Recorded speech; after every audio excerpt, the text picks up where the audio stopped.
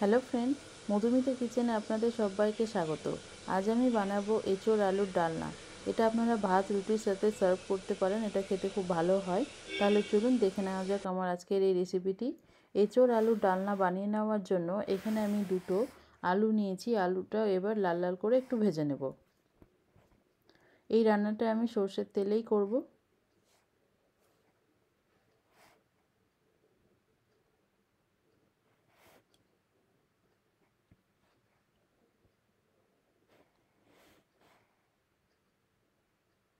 আলুটা ভেজে নেওয়ার পর এখানে আমি এঁচোড়টা আগের থেকেই ভাপিয়ে রেখেছিলাম। এবার এঁচোড়টা দিয়ে দেবো। এবার আলু আর এঁচোড় একসাথে একটু ভেজে নেব।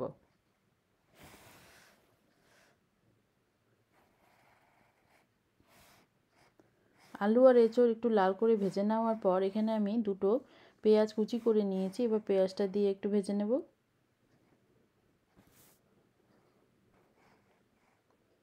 পেঁয়াজটা ভাজা ভাজা হয়ে গেলে এবার একটা ছোট সাইজের টমেটো কেটে রেখেছি। এবার টমেটোটা দিয়ে দেবো। এবার টমেটো, পেঁয়াজ, এঁচোড় আর আলুর সাথে একটু ভেজে নেব।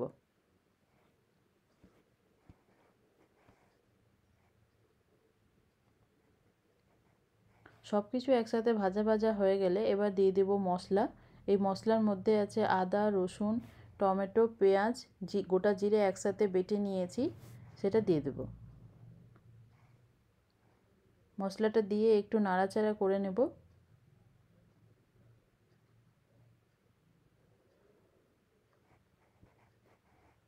মশলা দিয়ে নাড়াচাড়া করে নেওয়ার পর এবার গুঁড়ো মশলা দিয়ে দেব। এখানে আমি ছোটো চামচের 1 চামচ দিয়ে দিলাম লঙ্কা গুঁড়ো, আর দিয়ে দেব 1 চামচ জিরে গুঁড়ো, দিয়ে দেব 1/2 চামচের মতো ধনে গুঁড়ো।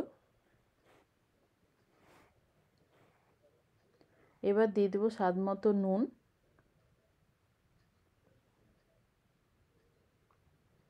দিয়ে দেব 1/2 চামচের মতো হলুদ গুঁড়ো।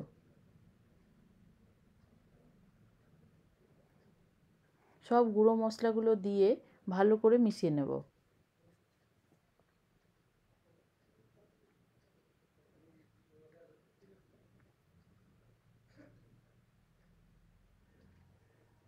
সব গুঁড়ো মশলা দিয়ে ভালো করে মিশিয়ে নিয়ে একটু ভালো করে কষিয়ে নেব। সব কিছু ভালো করে কষিয়ে নেওয়া হয়ে গেছে।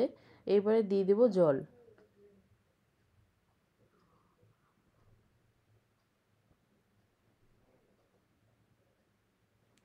জল দেওয়ার পর একটু নাড়াচাড়া করে নিয়ে এটা 3 থেকে 4 মিনিটের জন্য ঢাকা দিয়ে দেব।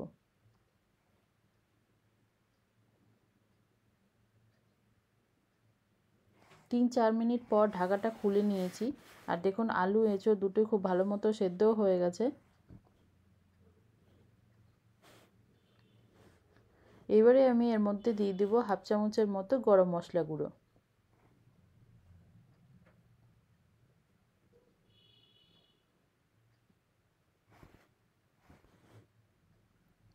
গরম মশলা দিয়ে নাড়াচাড়া করে আবারও এটা 1 থেকে 2 মিনিটের জন্য ঢাকা দিয়ে দেবো। 1-2 মিনিট পর ঢাকাটা খুলে নিয়েছি, আর দেখুন অনেকটাই ঘন হয়ে গেছে। এর মধ্যে আর কিছু মেশানোর নেই, আপনারা চাইলে অল্প ঘি দিতে পারেন। তৈরি হয়ে গেল এঁচোড় আলুর ডালনা। এবার আমি এটা নামিয়ে নেব। রেসিপিটি যদি আপনাদের ভালো লেগে থাকে তাহলে প্লিজ লাইক করবেন, সাবস্ক্রাইব করবেন এবং কমেন্ট করবেন।